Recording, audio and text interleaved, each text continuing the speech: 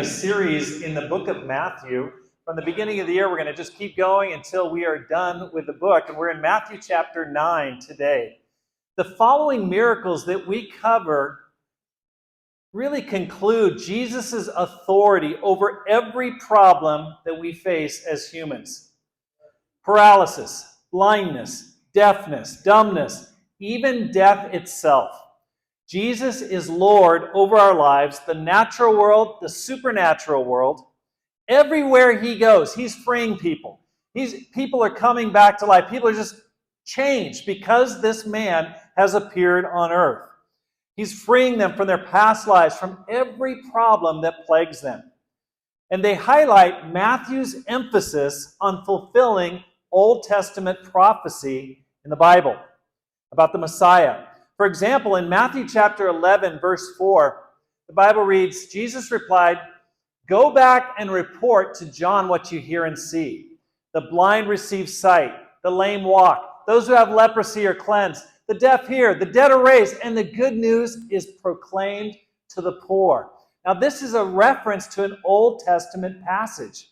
And Jesus is saying, listen, what I'm doing fulfills the prophecies that were predicted about the Messiah coming. Now, what's really powerful here is when you go back into the original Old Testament scriptures, take a look at how it's written in Isaiah chapter 35, verse 4 through 6. Say to those with fearful hearts, be strong, do not fear. Your God will come. Then will the eyes of the blind be opened, and the ears of the deaf unstopped. Then will the lame leap like a deer, and the mute tongue shout for joy. It's easy when we talk about Jesus to think about him as God with a small g. He's like, there's the Father God, but then there's little Jesus, the Messiah, the prophet. He's more powerful than a man, but less than a God. And yet what this passage is saying this is going to be the sign when God shows up on the planet. All these things are going to happen. So when we look at Jesus, we're looking at God himself impacting our world and our planet. And our vision, our idea, our conception of Jesus needs to expand. And that's what Matthew is trying to do as he recounts all the things that he does consecutively. Oh, he does this, he calms a storm, he heals demons. He can't be stopped. Your God will come. That's the conclusion he wants all of us to have. Like, Jesus is God. Matthew doesn't use much background or detail for his narrative. Everything gets stripped down in this book. That's one reason why the accounts are different. There's similar accounts, but they're very different the way they're presented. In Mark and Luke, you'll have the same story, but it's very differently written. Things are left out in Matthew that are included in those other accounts. For example, as we read here about Jairus' daughter, Jesus brought his 3 disciples and the parents into the room, in the upper room, where he healed her, right? That's what it says in the other ones. In Matthew's account, just leaves it out. It appears that only Jesus is in that room. But you see that he's just stripping it down to what's bare essential. There's Jesus, he heals this woman. The bleeding woman in Matthew is told with 48 words. Mark takes 154 words. Matthew tells the story of the dead girl in 90 words. Mark takes 192 words. So that's why there's some differences. You go, why are there differences? Well, he's focused on just sending this message. Jesus is God. That's all you need to know. He's the Messiah. So let's get into our first point here. Faith heals 2 women. Matthew chapter 9, verse 18 through 26. If these scriptures are too small for you, that's a great prompt for you to pull out your own Bible. I can see a couple right over here. Great job, you guys. Pull out your own Bible, pull out your phone, and go ahead and read it on your lap. But we'll start reading here in verse 18. While he was saying this, a synagogue leader came and knelt before him and said, "My daughter has just died. But come and put her hand on her, and she will live." Jesus got up and went with him, and so did his disciples. Just then, a woman who'd been subject to bleeding for 12 years came up behind him and touched the edge of his cloak. She said to herself, "If only I touch his cloak, I'll be healed." Jesus turned and saw her. "Take heart, daughter," he said, "your faith has healed you." And the woman was healed at that moment. When Jesus entered the synagogue leader's house and saw the noisy crowd and people playing pipes, he said, "Go away. The girl is not dead, but asleep." But they laughed at him. After the crowd had been put outside, he went in and took the girl by the hand, and she got up. News of this spread throughout all that region. This section deals with the healing of two women. Both were unclean for different reasons. One had 12 years of menstrual bleeding, and the other was a dead body. You couldn't touch them without becoming spiritually unclean yourself. So Jairus is a synagogue ruler. He's a dignitary of the Jewish religion. And in spite of the resistance that others are giving Jesus, the Jewish spiritual hierarchy,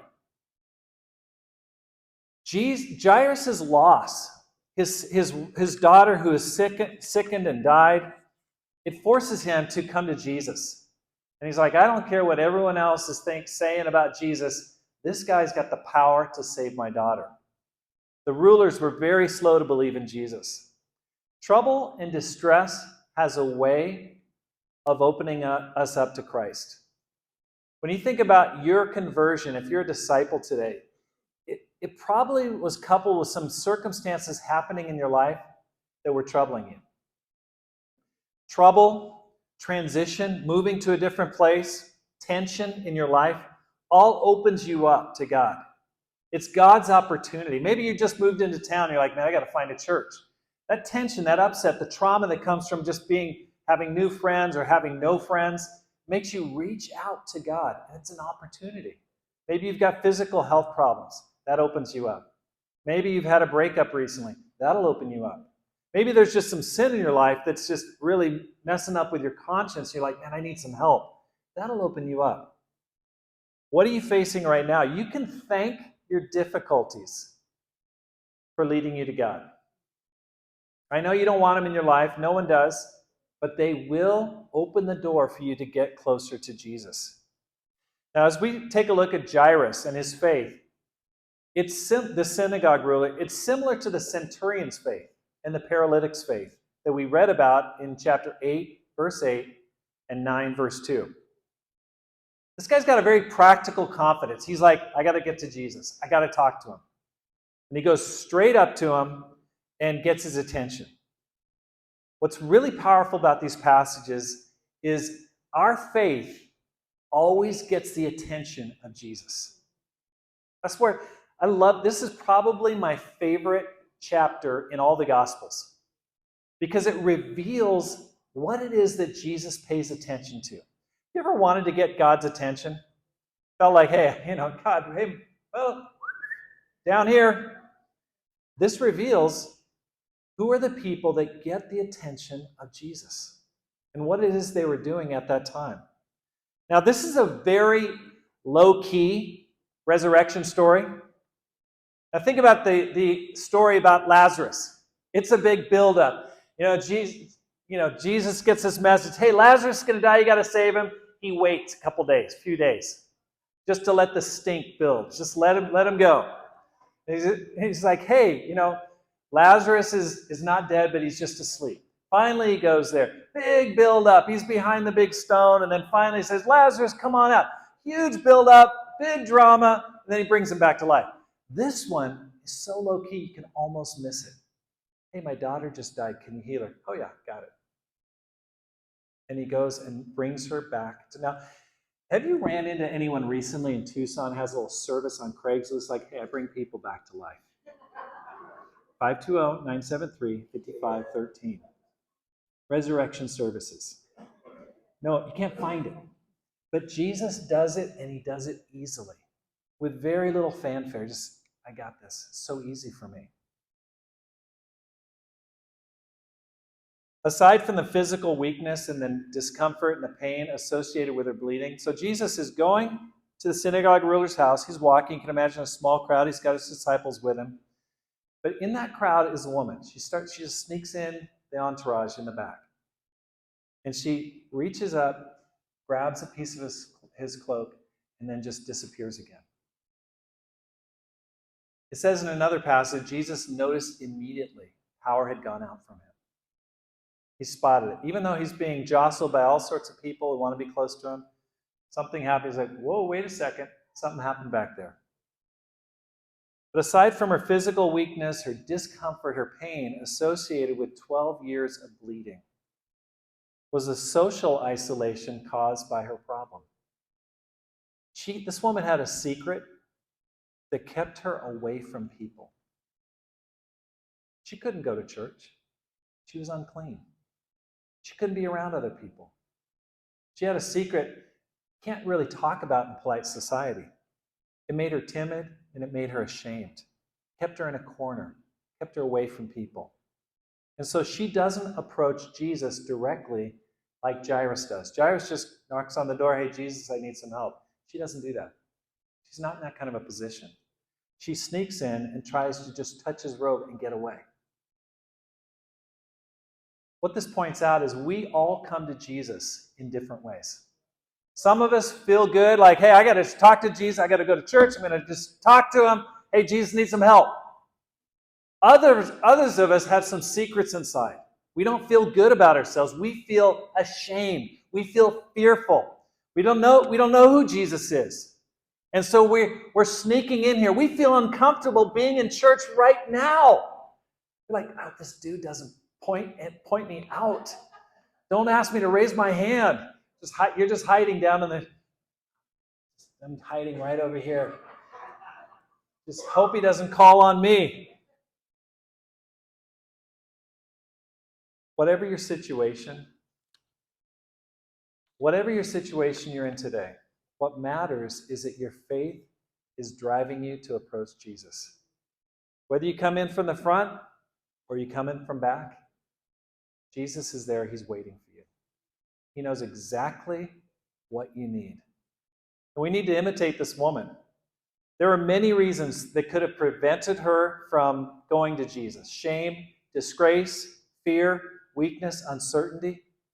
She didn't have any credentials. She wasn't a synagogue ruler. She wasn't religious.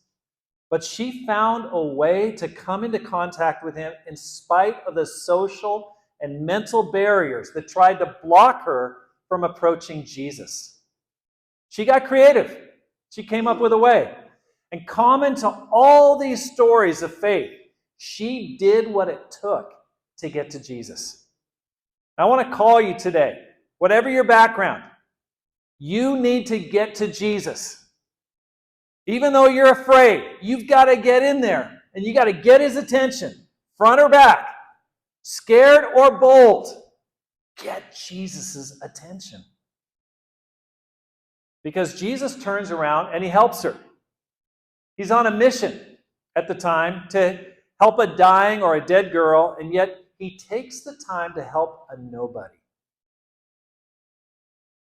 This reveals Jesus' priority to help those who really need him. Even though Jesus is busy running the world, keeping it going, keeping it spinning around the earth or around the sun, he takes time to help those who are approaching him in faith. Isn't that amazing? I mean, wouldn't you consider that an important mission? Hey, my daughter just died. I need you to bring her back to life. Okay, let's go.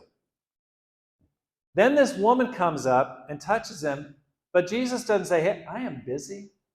I'm about to bring somebody back to life. Can you just call me back next week? No, he turns and he talks to her. This reveals the heart of God. I love this illustration, this study that was done in Princeton University in the 70s. And I've shared this before, but I'm going to share it again. Social psychologists John Darley and Daniel Batson wanted to know why some people help in some situations, but not other situations. They decided to study one allegedly charitable group, seminary students, training to become ministers. And the researchers asked each of the 67 seminary students to deliver a sermon on the parable of the Good Samaritan. Now, if you're not familiar with that, that's a story about people helping other people. That's what it's about. The theme is like, you got to help people. So the researchers then randomly assigned the students to one of two conditions. In the hurried condition, a research assistant concluded the sermon instructions with, "Oh, hey, you're late. They're expecting you a few minutes ago. We better get moving." In the unhurried condition, the research assistant ended the instruction with, "It'll be a few minutes before they're ready for you, but you can go ahead and head over even though you got plenty of time." Each student walked alone from that building to the building where he would deliver the sermon.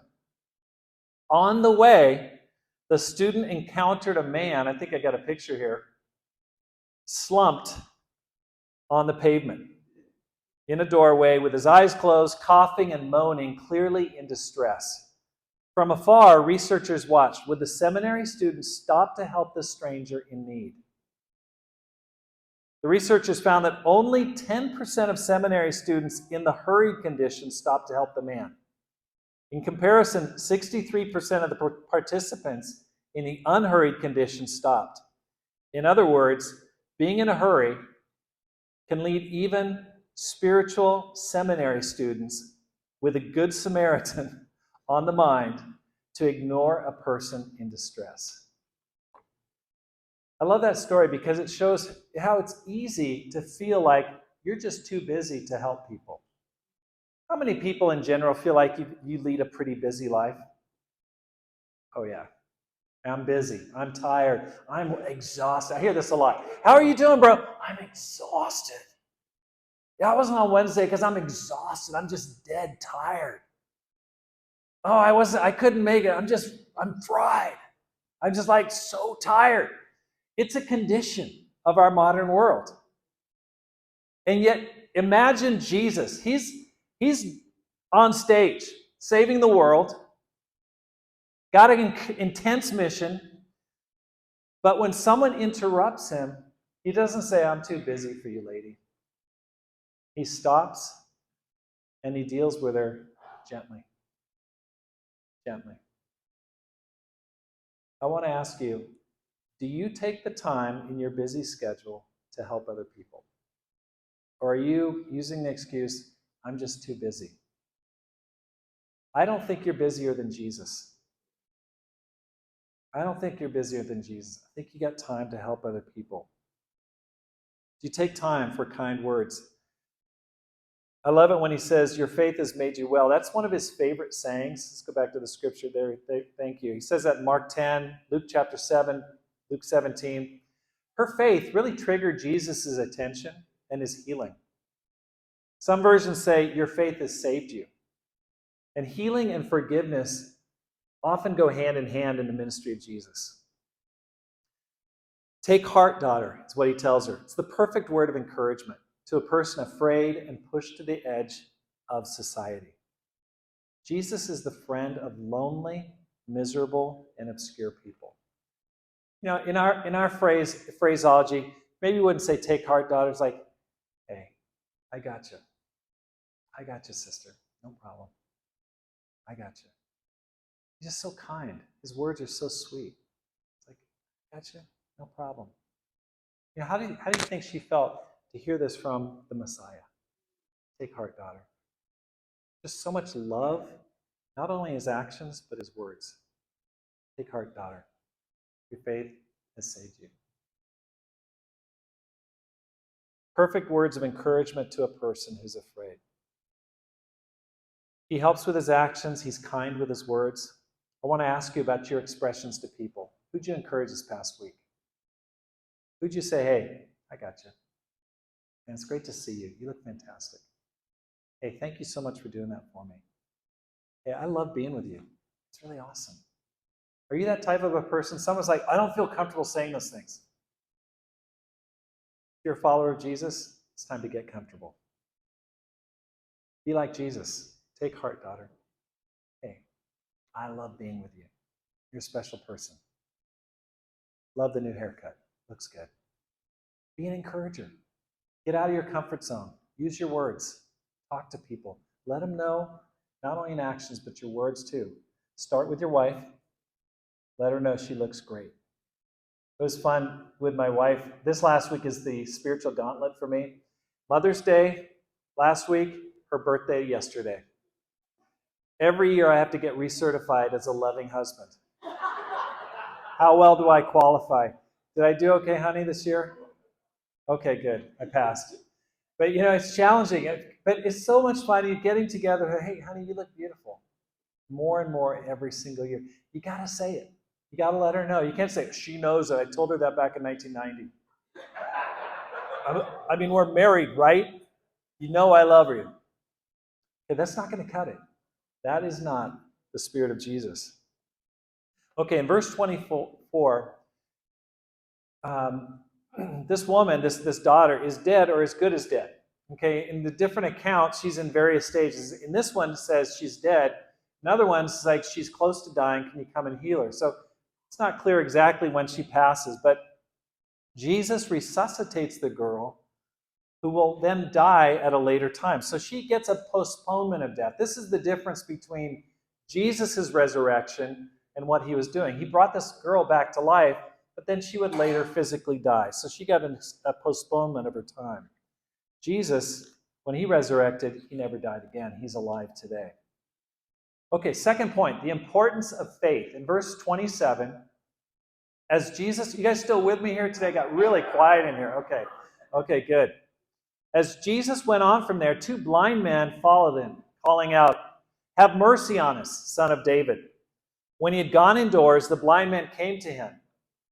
And he asked them, "Do you believe that I'm able to do this?" "Yes, Lord," they replied. Then he touched their eyes and said, "According to your faith, let it be done to you." And their sight was restored. Jesus warned them sternly, "See that no one knows about this." But they went out and spread the news about him all over that region. These guys were physically blind. There's these two guys. And this account is recorded in Mark chapter 10, verse 46. But spiritually, they had a vision that's based on faith. They saw something about Jesus that the physically sighted couldn't see, that Jesus could do miracles. And so when they hear Jesus coming by, they start shouting. And they're causing a scene. They're embarrassing everyone around them and themselves. They're just like, "Hey, Jesus, have mercy on us, Son of David." And they're just shouting loud. To the point, in other passages, it says that the disciples are like, "Dudes, can it? Be quiet.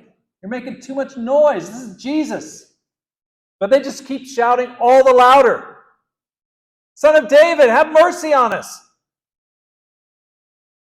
They could see what others didn't see. And so they build their request on mercy, not obligation. They say, "Jesus, you owe us. You better heal us. If you really are the Son of God, you prove it." They say, "Have mercy on us, Son of God." They realize Jesus doesn't owe them a thing. And they know they aren't worthy, but they know they have incredible worth in the eyes of God. And so they plead for help based on that. And guess what? Jesus comes through. I love this passage, and this is, again, one of my favorites. Jesus is walking, just imagine, you got to visualize the scene. Jesus is walking along. He's just brought a woman back to life. He's healed a bleeding woman. He's walking back home. He's had a full day. He's walking home, and these guys start shouting and yelling, and they're close. They're right there on the sidewalk, yelling at him. "Hey, Jesus, Son of God, have mercy on me." And what does he do? "Oh, okay, sure, no problem." No, he doesn't. He just keeps walking as if he doesn't even hear them. He walks past him and just keeps on trucking. Then he goes into his own home. But you know what these guys do? They don't get discouraged. They just follow him, and they walk into his house. They walk straight into his home. It's like, "Oh, there's a door here. Come on. Hi. I'm Bill." They start talking to Jesus inside the house. I love it. Jesus is ignoring them. That's very similar to what happens in Matthew chapter 15, verse 23.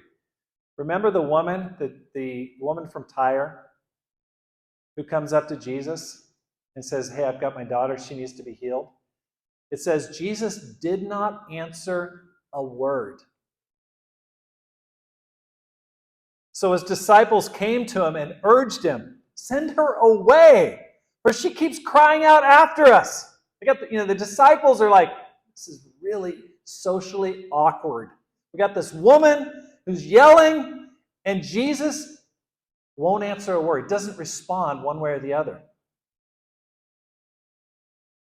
What does that show? True faith gets shown for the ability to not get discouraged when it seems like Jesus doesn't hear, is ignoring us, or doesn't have time for us. You ever told someone, hey, I was going to call you, but I know how busy you are? I know you're super busy, so I didn't want to call. Jesus finally sits down in his house, and he asks them directly about their faith. Do you believe I'm able to do this? They say yes, and they pass Jesus' faith test. They say, yes, we do. And he says, according to your faith will it be done. There are going to be times in your life, disciple, when you're going to feel like Jesus is ignoring you. That he's just walking straight past you, doesn't hear you, doesn't seem to care, doesn't seem to want to help. Have you ever thought that he might be testing you at those times? He's there, he hears, but he's looking for the kind of faith that won't stop and won't give up.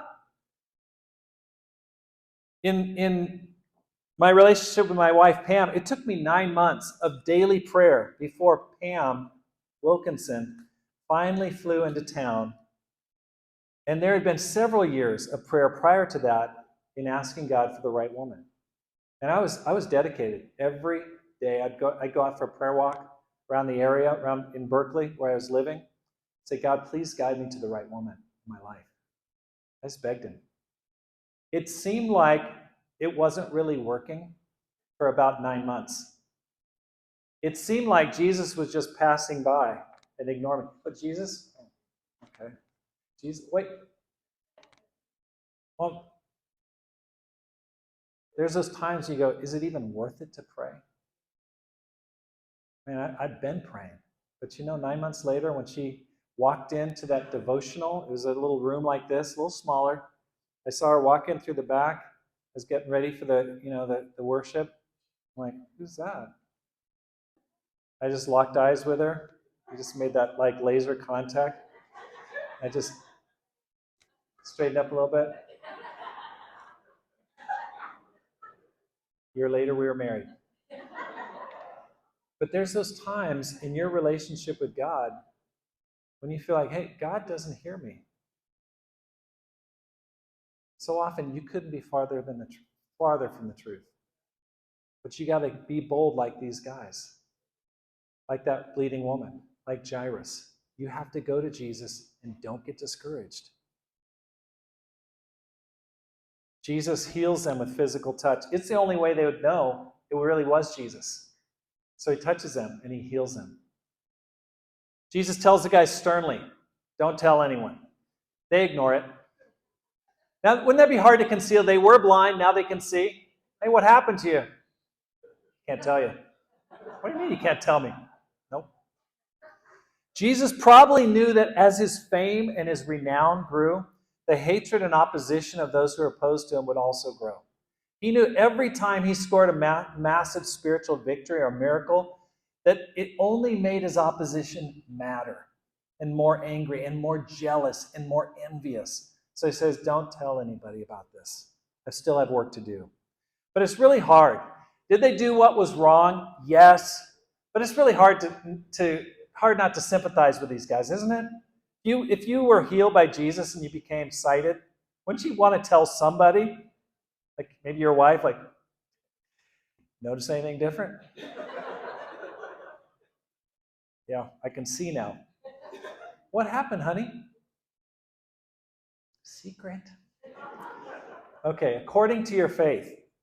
Matthew chapter 9, in verse 29, is an incredibly important passage.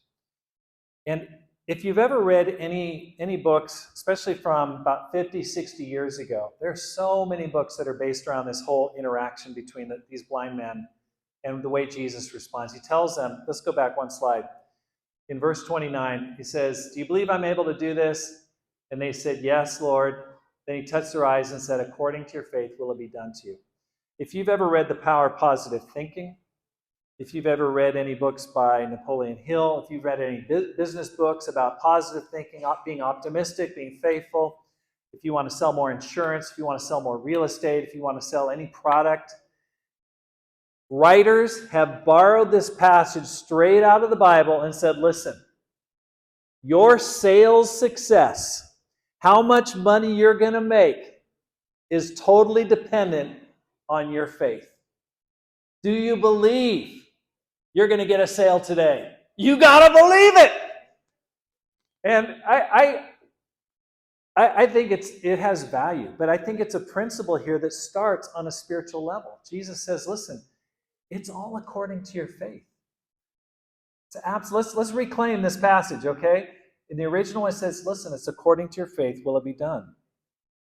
It shows how our trust in God affects our relationship with Him and how much God is looking for a trusting attitude in the people who are seeking Him. What are some signs of this type of faith? First of all, perseverance. You got to keep going and don't give up. Do you want something? Is there anything you want right now that you really like to see God answer, to see Him do? Okay, I'm sure there is. Well, you got to keep going and don't give up. You got to keep on praying to God. You got to be determined. Just like these people were in these stories. They will not be dissuaded. They will not be shamed away. They will not be shouted down. They will not be distracted. You've got to know Jesus is a source of blessings, and you're not going to allow anyone to stop you from getting to Him. There's a focus in true faith. A mindset that says, God is the source of my solutions, so I'm going to lock in on Him, and no one's going to get me distracted. He's my focus. I need Him to help me with my problems. Resistance to discouragement. When Jesus seems to not hear or ignore or answer immediately, we keep on asking, we keep on praying. When He seems to walk past us, we follow Him right into His own house. We're just like, we show up. Shameless audacity. It's a willingness to seem foolish or get laughed at by those around us. Remember the story of Zacchaeus, the tax collector? What did he do? He climbed a tree because he wanted to see Jesus. Would that be embarrassing for a middle-aged man to climb a tree? Can you imagine John Love right over here? He's out in a mesquite tree. Yeah, I just want to get a better view on things. Like, John, get down. That's embarrassing. But that's what Zacchaeus was willing to do to get Jesus' attention. We won't allow people to shush us or to quiet us down. We keep going to Jesus regardless of what others say. What are some other signs of faith? A childlike faith. We don't get hung up on why it can't be done, why it's impossible, why it's not realistic.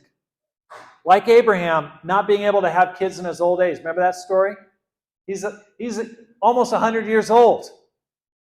But when God tells him He's going to have as many kids as the stars in the sky, what does Abraham say? He just believes Him. He says, okay, that's going to be pretty cool. He's got that childlike faith, even though he's an old man. And God credited to him as righteousness and made him the father of faith, the model to every person today who wants to imitate that level of faith. This is exactly what Jesus is looking for in you. Yes, I'm talking to you. These are written for a reason. These are the qualities that Jesus is looking for in your heart right now. Perseverance, determination, focus on Him. Shameless audacity. You don't care what people think. What do you really want right now? What would you really like to see happen in your life in the next 5 years? What would bring you the greatest joy in your life? I'm sure there's some things, oh no, I don't care. I like small living. I don't really want anything. I don't care. No, what do you really want that you've been afraid to talk about? Maybe it's a healing. Maybe you just want to feel better. That's awesome. Maybe it's a relationship restored with your kid or your wife or your husband. You want it to come back to life. Or you want a kid to come back. Or you want a job that you actually love. Or you want enough money to not only survive, but to thrive. That's not a sin. Maybe you want the right life partner who loves God like you do. That's a great desire. Man, fan that into flame. Are you going after Jesus with the faith of Jairus? With the intensity of the bleeding woman? With the shameless audacity of the shouting blind men? Jesus, Son of God, have mercy on us. Are you showing Jesus a never say die attitude? I will not be stopped. You're Jesus focused. You are making an all-out assault to get close to him. It takes massive prayer and it takes action based on that prayer. Recently I started a prayer group and we've met a couple weeks. I think I got a picture here. This is last Friday morning, 7 in the morning. Okay, there we go. Look at those smiling faces. Got the Loves and Karen. A lot of people from Green Valley. And then we've got a beautiful person down the bottom right. That is Margot Diego, prayer warrior. And we're asking God to bless us and to help us in reaching the lost. We can't see Jesus physically like the people in this story did. But that's why Jesus talks so much about being relentless in prayer. Because today, anyone sitting in this room can approach Jesus in prayer. Are you determined to approach God in prayer? Are you beating down the door to get Jesus' attention? So many of us, we just don't do it. Let's be honest. We're too tired in the morning. We won't wake up. We can barely give him a minute or two before a meal. And yet there's so many things you really want in your life that you'd love to see God work on, to bring into your life. And the sad thing, he's got the power to do it. But he's looking for something in you. He's looking for faith. According to your faith, will it be done to you? And you show that faith when you get determined in your prayer life and you ask God and you take those prayer walks and you say, God, I got to have this. I got to have this. And people say, hey, be quiet. No, I got to get to Jesus. This section that we've just covered finishes in a story of two devils. Matthew 9, 32 through 34. While they were going out, a man who was demon-possessed and could not talk was brought to Jesus. And when the demon was driven out, the man who had been mute spoke. The crowd was amazed and said, nothing like this has ever been seen in Israel. But the Pharisees said, it's by the prince of demons that he drives out demons. There's two demons here. There's the demon keeping a man deaf and dumb, and there's a devil controlling the minds of men who keep them from seeing the greatness of Jesus. This section concludes a collection of Jesus' healing in chapters 8, chapters 9, and the different responses that people had to what Jesus did. Some people are amazed, they're afraid, like, whoa, this guy's incredible. Some people are just getting more and more angry, more and more resistant, more and more jealous, more and more envious. Imagine how trapped this man must have been. His disability was attributed to a demonic force. He's locked inside of himself. He's trapped. He can't speak. He can't talk. He can't listen. He's deaf and dumb. It's kind of like the sleep paralysis, or what's called locked-in syndrome. You can't move. You can't talk. You can only communicate through blinking. Wouldn't that be terrible? You understand everything perfectly. Everything people are saying, the world's just going by you, but you can't communicate. You can't move or talk. That's what this man was going through. And Jesus heals him. And the Pharisees, how do they respond? They don't deny Jesus' power, but they attribute it to satanic forces. This is a good example of the unforgivable sin that Jesus mentions, that he calls an eternal sin in other passages. Every good-hearted disciple has wondered at some point if they're guilty of that sin. Have I committed the sin that can't be forgiven? Okay, well, look at what Mark says in Mark chapter 3, verse 28. Truly, I tell you, people can be forgiven all their sins and every slander they utter. But whoever blasphemes against the Holy Spirit will never be forgiven. They are guilty of an eternal sin. He said this because they were saying he has an impure or demonic spirit. Here's what's encouraging. All and every sin can be forgiven. But when you start crossing the line, saying Jesus is satanic, that he has an impure spirit, you reveal that your spiritual compass has gotten so damaged, so completely messed up, that you can look at a person who's never sinned in their life and say, you come from Satan.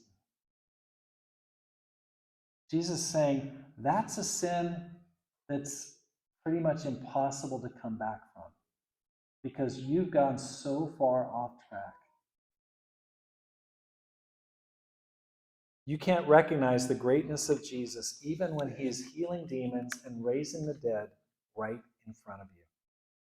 And their opposition to Jesus has gone from annoyance to irreparable hatred, and it would lead to his death on the cross. Don't be those people. Don't be those people. Love Jesus and respond to him. Let me leave you some next steps here. First of all, this week, I want to give you a prayer challenge, faith challenge. Dedicate some time every week to begging Jesus for what you want. You know, maybe every night before you go to bed, just go take a 5-minute walk. And just say, God, I need this in my life. I'm coming before you. I know you exist. I really need you to answer my prayer. That's what I really want. Please answer me. Then keep doing it 7 days a week. Just do it. You'll start to see God answer your prayer. Secondly, have the faith to take massive action toward what you really want to see happen. You've got to believe it, but then you've got to take action on it. You can't just say, Jesus, do it all for me. You got to be taking action by praying, getting active in your faith, really seeking God. So let's go ahead and close in a prayer, and then we're going to stand and sing one final song. And let's say a prayer right now to finish this out. I think it'd be appropriate since we covered this section. Jesus, we're so grateful to you. You are the Son of God. You are the one who sustains our lives today. Every breath in here is alive, every person, because you keep us all alive. You're an amazing and powerful God. Lord, help us to rid ourselves from any doubt, from any weird thoughts about you, but fill us up with an incredible faith, a faith to approach you, to seek you, to never stop until we get exactly what we need. We want to have the faith that the people in this story have, the faith that says, you are God, and you have the power to do whatever it is. There's nothing that's too hard for you. Increase our faith, God, and improve our prayer lives. Help us to be devoted to prayer, Lord. We pray in Jesus' name, amen. I want to invite you, if you are interested in praying, join that prayer group every Friday. I send out an email. You can join us on the Zoom link. I want to ask you too, here's a special request. This is a Zoom link for our Google Maps. And a lot of people they're at church even here today because they found us online. And so if you'd like to reach out, but you feel a little bit nervous, here's a way that you can be evangelistic without even leaving church. Just show your camera on here, and this will take you to Google Maps, and write a review about the church if you liked it. And what that does is it makes us more visible, and it helps people to find Jesus who are looking for him in the city of Tucson. Thank you very much. Let's stand and sing a song.